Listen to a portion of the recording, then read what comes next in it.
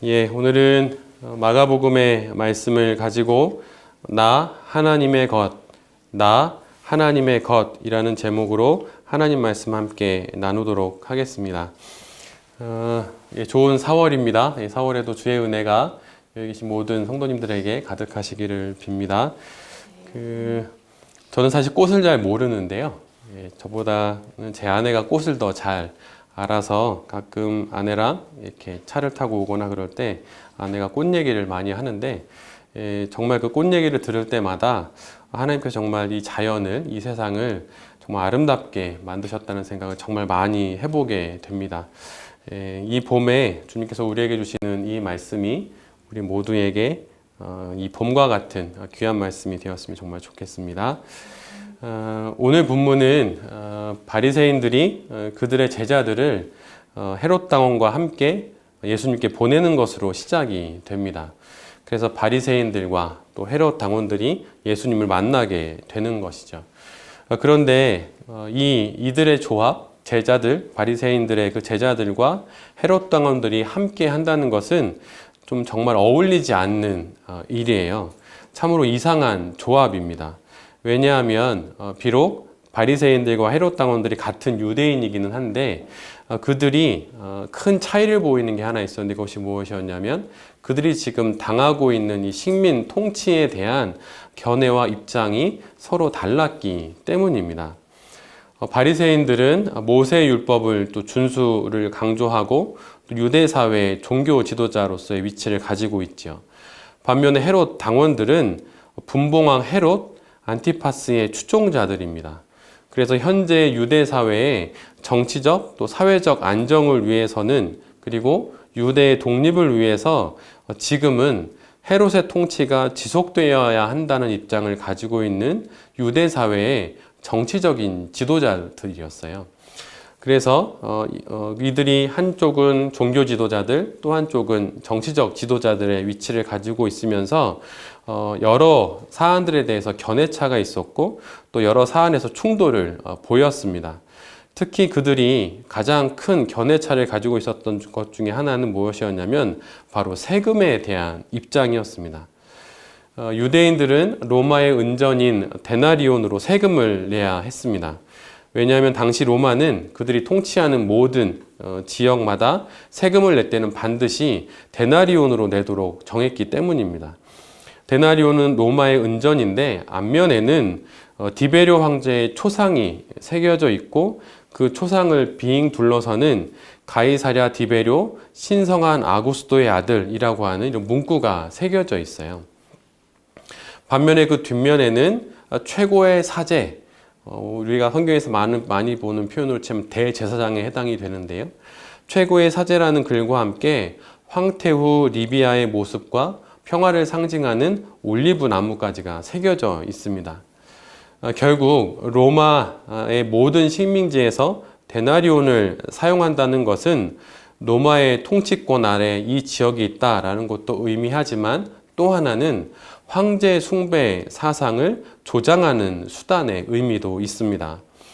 더더욱 그럴 것이 로마 황제는 그 당시 로마에 있었던 주요 사교들의 제사장의 역할도 감당을 했었거든요. 그랬기 때문에 그 황제가 들어있는 동전, 그것은 단순히 어떤 물건을 사고 파는 그런 의미를 넘어서서 황제 숭배의 사상도 그 안에 포함되어 있었습니다.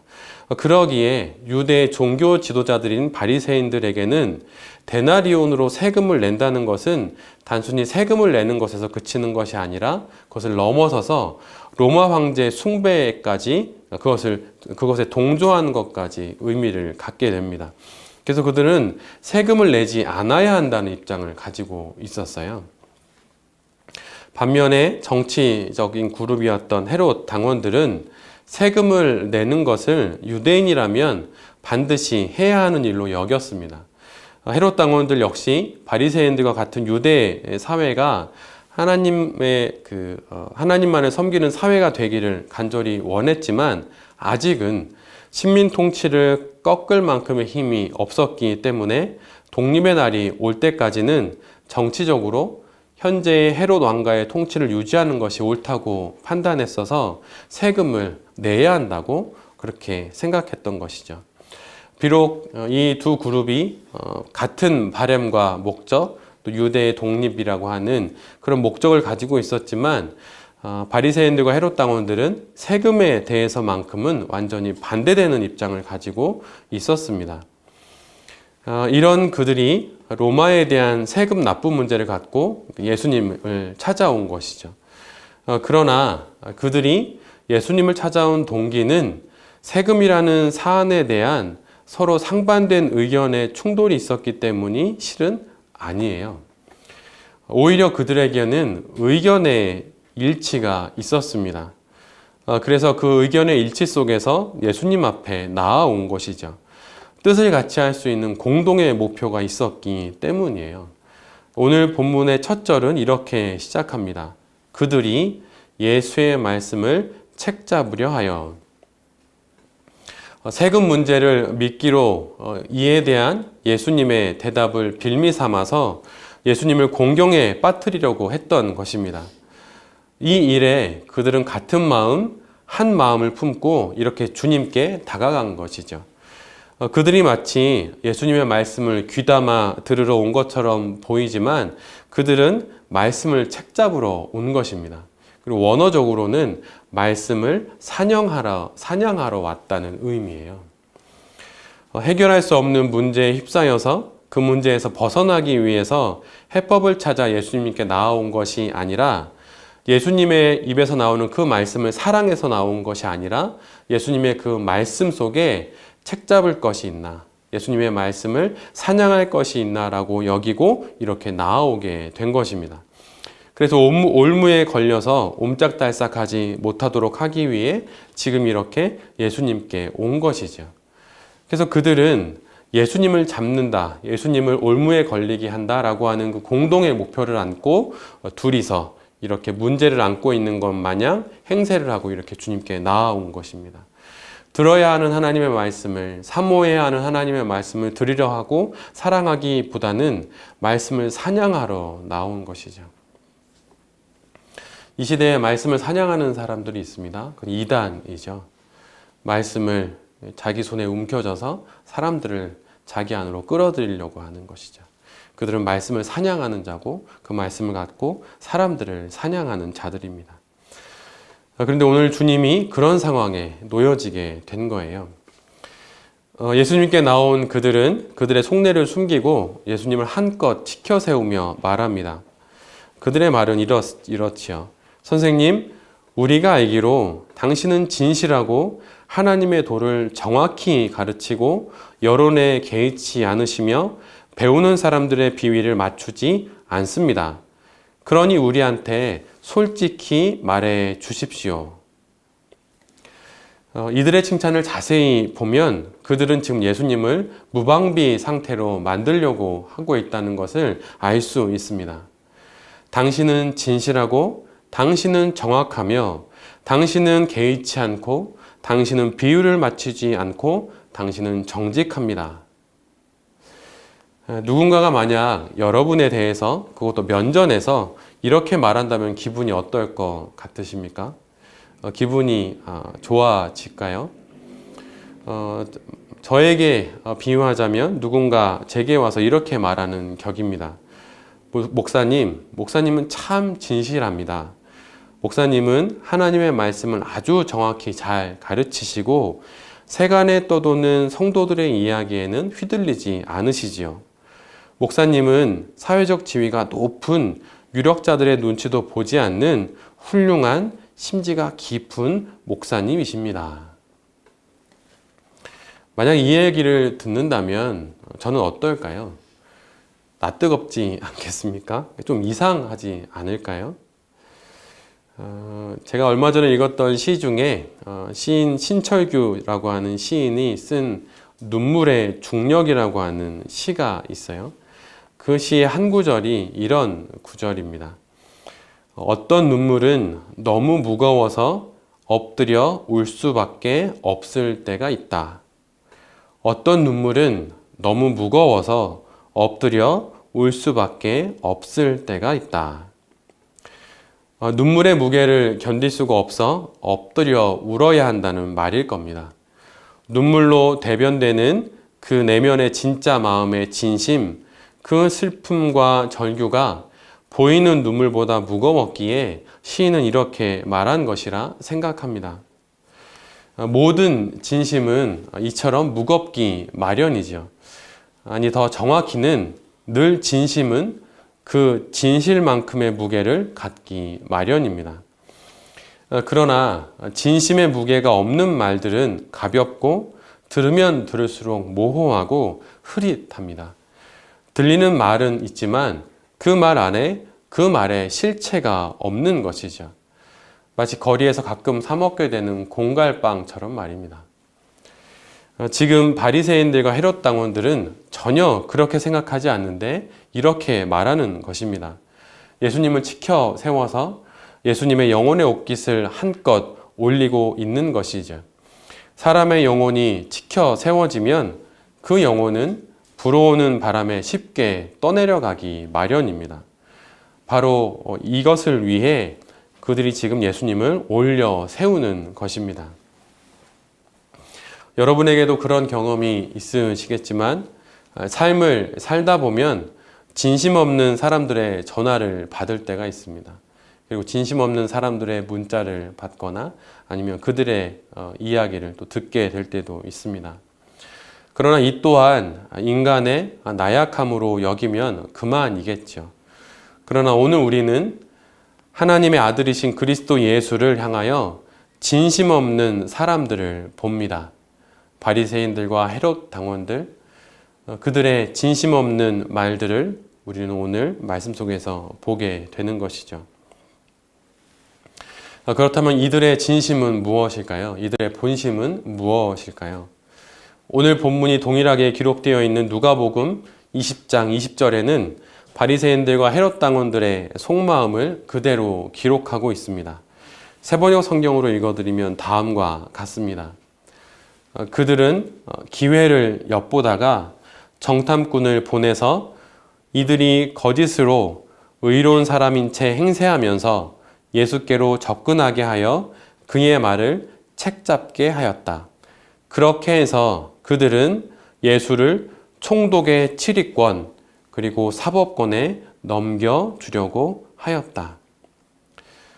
이것이 이들의 본심, 숨어있는 마음입니다. 엿보고 몰래 정탐하고 거짓으로 행세하며 접근하여 책잡는 것, 그리고 마침내 로마의 치리권과 그의 사법권 아래 넘기는 것. 마치 예수님을 넘겼던 가룟 유다와 같은 마음이죠. 만약 예수님이 세금을 내라고 한다면 그것은 납세를 넘어서 하나님을 섬기라는 율법을 예수님이 어기는 것이 되기에 이것을 빌미로 바리새인들은 예수님을 종교재판에 회부할 것입니다. 반면에 세금을 내지 말라고 한다면 그것은 로마 정부에 대한 반대이고 그들의 정책과 또 통치에 반기를 드는 것이기에 이 역시 정치적 탄압과 박해의 빌미가 되는 것이죠. 말 그대로 헤롯 당원의 입장이 되는 것입니다. 지금 이 상반된 두 입장을 가지고 있는 바리새인들과 헤롯 당원들이 예수님의 앞뒤를 막고 옴짝달싹 못하도록 만들어 놓고 한껏 예수님을 치켜 세운 후에 그들의 공동의 적인 예수님을 함정에 빠뜨리려 하는 것입니다. 말 그대로 진퇴양난, 완전히 궁지에 몰린 것이죠. 그런데 예수님은 이미 그들의 관계를 아셨습니다. 그래서 예수님이 이렇게 말씀하시죠. 예수님께서 그 외식함을 아시고 이르시되 어찌하여 나를 시험하느냐. 다른 번역본은 이렇게 기록합니다. 예수께서 그들의 교활한 속셈을 알아채시고 왜 나의 속을 떠보는 거냐? 왜 나를 속이려고 드느냐? 이렇게 말씀하신 후에 예수님은 동전을 가져오시게 하십니다. 그리고 그 동전을 보신 예수님은 이렇게 말씀하시죠. 이 동전에 새겨진 이 형상과 이 글이 누구의 것이냐? 여기 새겨진 얼굴이 누구의 얼굴이며 그 위에 있는 것이 누구의 이름이냐. 늘 예수님의 이 복음서에 적혀있는 예수님의 글을 읽다 보면 예수님은 늘 대답을 하시기 이전에 질문을 다시 던지시는 것을 보게 됩니다. 날카로운 칼을 품에 품고 그 당신에게 다가온 그들의 질문에 다시 질문으로 응수하시는 거죠. 되물으십니다.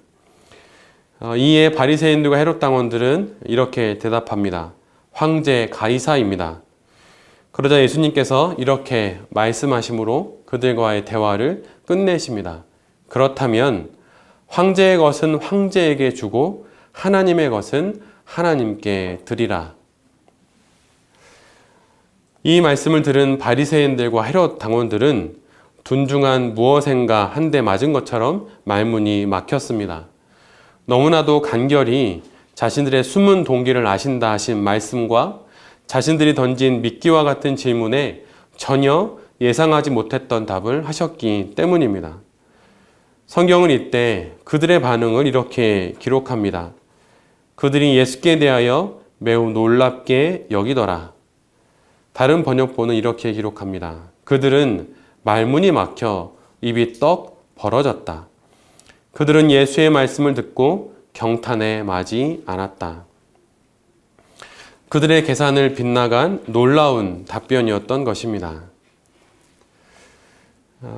몇 해 전에 단속사회라고 하는 책을 쓴 엄기호 씨가 한 이야기 중에 이런 이야기가 있어요. 지금 이 시대를 가리켜서 한 문구로 정리했는데 편을 강요하고 곁을 밀치는 사회. 그러니까 편을 강요하고 곁을 밀치는 사회라는 것입니다. 둘 중에 하나를 선택하고 한쪽 편에 서게 하는 것이 실은 지금 우리가 살고 있는 이 시대의 일반적인 모습입니다. 내 편이 아니면 모두가 남인 것이죠. 이것이 아니면 저것이고 세상의 논리를 따라 편을 가르는 것입니다. 세상은 편을 가르는 것을 기본적인 논리로 품고 있는 듯합니다. 나와 너를 나누고 이곳과 저곳을 나누며 또 남과 북을 나눕니다. 둘 중에 하나 또는 셋 중에 하나, 아니 그 이상의 복잡한 상황에서 단 하나만을 고르라고 말을 하죠. 그리고 그리스도인들은 이 복잡한 상황에 빠져 어떤 것을 선택해야 할지 안절부절하지 못하게 됩니다. 그런데 예수님은 이런 양자택일, 이쪽 아니면 저쪽을 요구하는 물음에 질문으로 되물으시고 더 깊은 답을 던지십니다. 우문현답을 하시는 거죠. 2200년 전, 이 오늘 본문이 포함되어 본문의 시대보다 200년 전에 마카베오라고 하는 사람이 있었는데 그가 시리아에서 이제 반란을 일으키게 됩니다. 근데 그 반란을 일으키면서 그가 내걸었던 표가 있었는데 그 표는 다음과 같아요. 이방인들에게는 응당한 몫을 주고 율법의 명령에 순종하라. 이방인들에게는 응당한 몫을 주고 율법의 명령에 순종하라. 이 표는 이방인과 하나님에 대한 유대인의 이중의 의무를 예리하게 일깨워 줍니다. 그러기에 이 반란을 이미 잘 알고 있는 이 당시의 사람들에게 예수님의 황제의 것은 황제에게 주라고 하신 말씀이 마치 이 반란의 표와 같은 맥락처럼 들리고 세금을 내라는 말로 보이지만 실은 그렇지가 않습니다. 예수님의 말씀은 그 동전을 원래 주인에게 던져주라는 거예요. 승낙이나 허락이 아니라 자신을 신의 아들이요 대제사장으로 여기며 그 동전에 한낱 인간에 지나지 않음에도 불구하고 자신의 형상과 글을 새겨 넣은 그 어리석은 한 인간, 그 어리석은 자에게 그의 것을 던져주라는 것입니다. 출애굽기 22장 31절에 이런 말씀이 있어요. 너희는 내게 거룩한 사람이 될지니 들에서 짐승에게 찢긴 동물의 고기를 먹지 말고 그것을 개에게 던질지니라. 세번역 성경은 이렇게 기록합니다. 너희는 나를 섬기는 거룩한 백성이다. 그러므로 너희는 들에서 맹수에게 찢겨서 죽은 짐승의 고기를 먹어서는 안 된다. 그런 것은 개에게나 던져 주어라. 예수님의 말씀이 세금을 내도 된다는 말처럼 들리기도 합니다.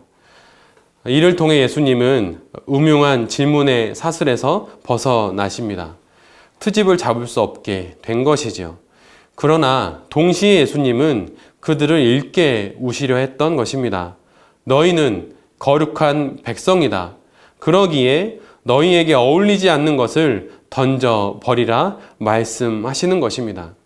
출애굽한 백성들이 길갈에서 그들의 모든 수치를 굴려보내듯 그렇게 너희에게 있는 그 수치를 던져버리라고 말씀하시는 것입니다. 그것이 너희들에게 결코 경건한 것이 되지 못하며 너희가 던져버려야 할 것이지 그것을 품고 그것을 안고 살아야 하는 것은 아니라고 더 본질적인 것을 말씀하시는 것입니다. 로마의 그 황제가 아니라 하나님을 섬겨야 한다고, 그 동전에 자기의 형상을 새기고 자신을 신의 아들이자 대제사장이라고 말하는 그 사람을 섬길 것이 아니라 바로 너희들 앞에 있는 예수 그리스도, 하나님의 참 아들이신 예수 그리스도를 섬겨야 한다고, 그것을 봐야 한다고 지금 말씀하시면서 그 더러운 그 데나리온, 그 가이사의 것은 가이사에게 던져주라고 말씀하시는 것입니다. 동시에 예수님은 한 말씀 더 하시지요. 하나님의 것은 하나님께 바치라. 이 말씀은 마치 우리에게 이렇게 들립니다. 그래, 지금 내 손에 들린 그 동전, 그 데나리온이 가이사의 것이라고 한다면 내게 있어 하나님의 것은 무엇이며 그것을 너는 지금 하나님께 마땅히 드리고 있느냐? 하나님의 것에 관해 지금 내 손에 들린 그 동전 한 입, 그 한 데나리온을 두고 고민을 하듯 그렇게 고민을 하고 있느냐고 묻는 것입니다. 그들에게 있어 하나님의 것은 무엇이겠습니까? 가이사의 형상과 글귀가 적혀있는 그 동전, 그 가이사의 것에 상응하는 하나님의 것은 무엇이겠습니까? 하나님의 형상과 하나님의 글귀가 새겨져 있는 그것이 바로 하나님의 거실터인데 그것이 무엇입니까? 창세기 1장 27절에 하나님의 말씀이 있습니다. 하나님이 자기 형상, 곧 하나님의 형상대로 사람을 창조하셨다.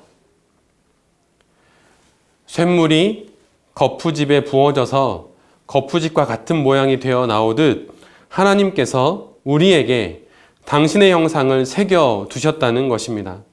동전에 가이사의 형상과 그의 글이 새겨져 있듯 우리에게 당신의 형상이 새겨져 있다고 말씀하시는 것입니다. 손에 들린 동전이, 몸에 걸친 옷이, 내가 하고 있는 일들이, 내가 사는 삶의 형편들이 가이사의 것인지 하나님의 것인지 아는 것보다 더 중요한 것이 있는데 그것은 바로 내가 하나님의 형상임을 아는 것입니다. 갈라디아서 6장 17절에 이런 말씀이 있죠. 이후로는 누구든지 나를 괴롭게 하지 말라. 내가 내 몸에 예수의 흔적을 지니고 있노라. 공동 번역은 이렇게 기록합니다. 이후로는 누구든지 나를 괴롭게 하지 말라. 내가 내 몸에 예수의 흔적을 지니고 있노라. 하나님의 형상으로 지어진 것, 예수 그리스도로 인해 예수의 낙인이 찍혀 영혼의 주님의 흔적을 가진 것, 이것이 바로 우리 자신입니다. 예수님은 지금 그렇게 물으시는 것이지요. 데나리온이 가이사의 것인지 아닌지 묻는 너는, 너 자신은 누구의 것인지 알고 있냐고 말입니다. 예수님을 공공히 공경에 빠뜨리려 모인 그들 자신이 바로 하나님의 것임을 알고는 있냐고 묻는 것입니다. 하나님의 것임을 만약 안다면 마땅히 지금 하나님께 드리고 있냐고 묻는 것이고, 하나님의 아들이신 예수 그리스도를 어찌 이렇게 대할 수 있냐고 묻는 것입니다.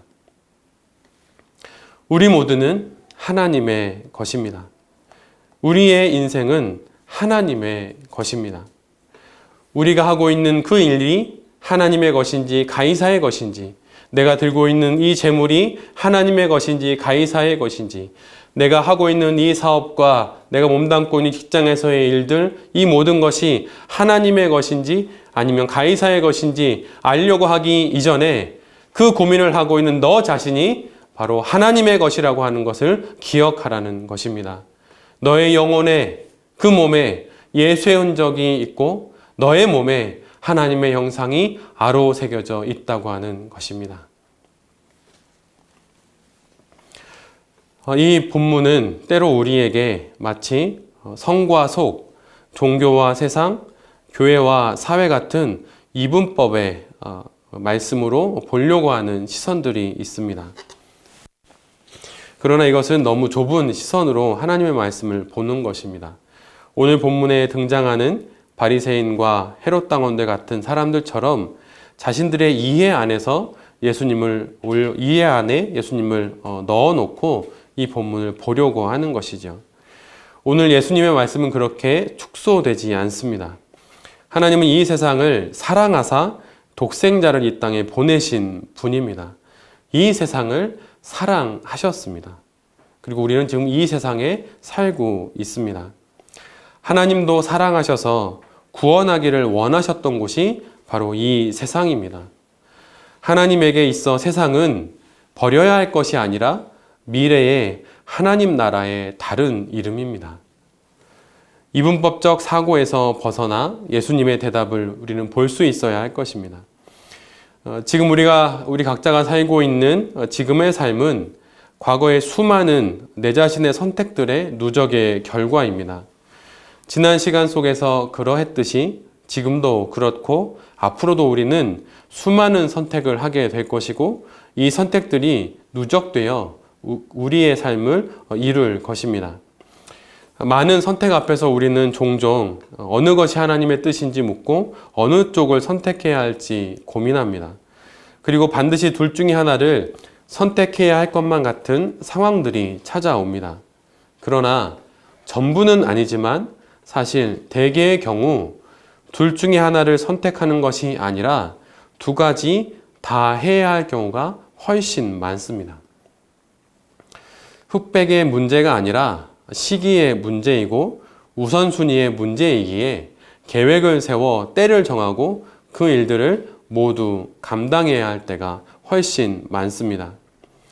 그러나 사탄은 둘 중에 하나 또는 셋 중에 하나, 아니 그 이상의 복잡한 상황에서 딱 하나만을 고르라고 합니다.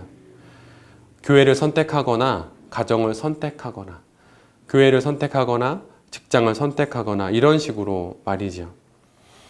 그리고 그리스도인들은 이 복잡한 상황에 빠져서 본질을 잃어버리고 안절부절할 때가 많습니다. 그러나 복음의 진리를 제외한 모든 일들은 양자택일이라기보다는 우선순위에 따라 모두 수행해야 하는 경우가 훨씬 많습니다. 그리고 언제나 본질에 대한 대답이 있으면 삶의 다양한 질문에 대한 선택은 좀 더 쉬워집니다.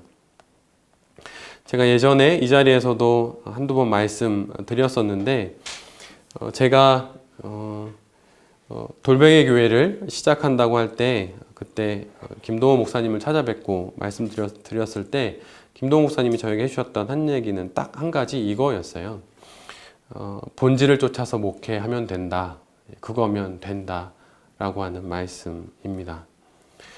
왜 그 목회의 사계절을 다 보내신 목사님께서 왜 이런 말씀을 해 주셨을까요? 언제나 본질이 그 답이기 때문입니다. 본질에 대한 명확한 답이 있다면 그 이외에 삶의 다양한 질문은 우리가 어떤 것으로 답해야 할지 좀 더 쉽게 선택할 수 있기 때문입니다. 삶을 산다는 것은 정답을 찾는 것이 아니라 찾아오는 질문에 응답하며 사는 것입니다. 그러기에 내가 선택한 그 답이 정답이 아닐 수도 있어요. 근데 그 정답이 아니라고 해서 무엇인가 내가 큰 잘못을 저질렀거나 내가 큰 실패를 했다라고 여길 필요는 없습니다.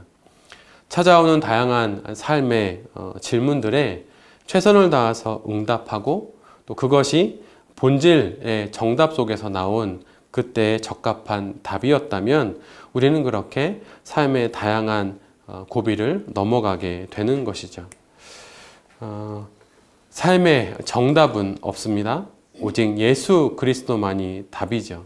그 답을 붙잡고 그 예수의 흔적을 갖고 예수님과 함께 삶의 다양한 문제들에 최선으로 답하며 살아가는 것, 그것이 바로 그리스도인의 삶입니다. 그러기에 본질을 알고 본질을 지향하는 자들은 의외로 참 자유롭습니다. 본질을 알기에 되게 평안해요. 그리고 세월이 지나보면 그의 삶의 결이 실은 한 길로 잘 걸어온 곧은 길이었음을 알게 됩니다. 예수를 향하는 그 길을 걸으며 여기까지 이르렀기 때문이죠. 우리는 예수를 향하는 그 길을 걸으면서 다양한 직업을 가질 수도 있고 다양한 곳에서 전혀 예상하지 못했던 사람들과 함께 한 번도 생각해보지 못한 일을 하며 살아갈 수 있습니다. 마치 굽이굽이 돌고 산을 넘고 또 강을 건너서 헤매인 듯 그래서 여기까지 그렇게 온 듯 하지요. 그런데 생이 마치는 날 우리는 알게 될 것입니다. 뒤돌아보니 그 길이 직선이었다는 것을 말입니다. 예수 그리스도를 향한 직선, 그것이 바로 우리가 살아가야 할 그 길, 그리고 지금껏 우리가 살아온 그 길입니다. 오늘 우리가 함께 보고 있는 마가복음은 박해 가운데 있는 로마의 교인들에게 쓴 글입니다. 그러기에 우리가 이 마가복음을 읽기 이전에 이 마가복음을 받아서 읽었던 사람들이 있었다고 하는 것이죠. 그렇다면 도대체 마가는 로마에 있는 교인들에게 예수님이 겪는 이 논쟁 속에서 무엇을 들려주고 싶었던 것일까요? 마가복음을 읽다 보면 되게 빠르게 모든 사안들을 아주 급박하게 적어놓고 있는 것을 보게 됩니다.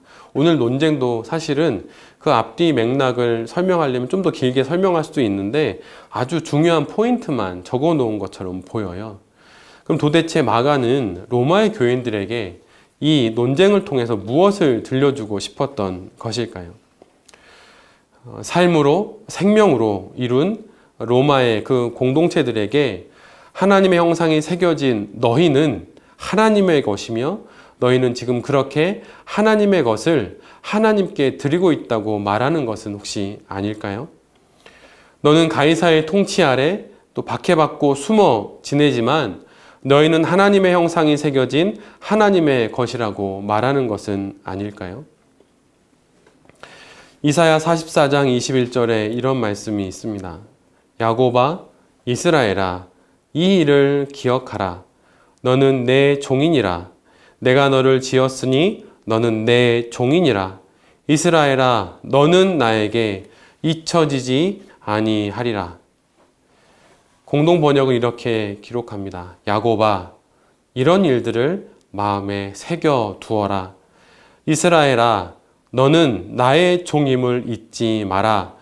너는 내가 빚어 만든 나의 종이다.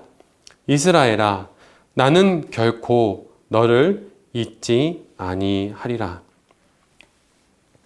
하나님이 당신의 백성들에게 이 시대의 그리스도인들에게 말씀하시는 것이죠. 잘 기억해라. 너의 마음에 새겨 두어라. 너는 내 종이다. 너는 내가 빚어 만든 나의 종이다. 데나리온을 거푸집에 집어넣어 주저하듯 그래서 그 데나리온에 황제의 이름이 새겨져 있듯 바로 너는 너의 영혼은 그렇게 내가 손수 빚어 만든 나의 형상이 새겨진 그런 인생이다라고 말씀하고 있는 것이죠. 그러시며 주님이 우리에게 마지막 당부의 말씀을 하시는 것입니다. 이스라엘아, 나는 결코 너를 잊지 아니하리라. 우리가 누구의 것입니까? 우리는 하나님의 것입니다. 내가 누구의 것입니까? 하나님의 것입니다. 그러면 우리는 우리를 누구에게 드려야 하겠습니까? 당연히 마땅히 하나님께 우리를 드려야 합니다. 그럴 때 모든 것들은 제자리를 찾아갈 것입니다. 이사야 선지자를 통해 주시는 하나님의 이 말씀을 기억하십시오. 야곱아, 이스라엘아, 이 일을 기억해라. 너는 내 종이다.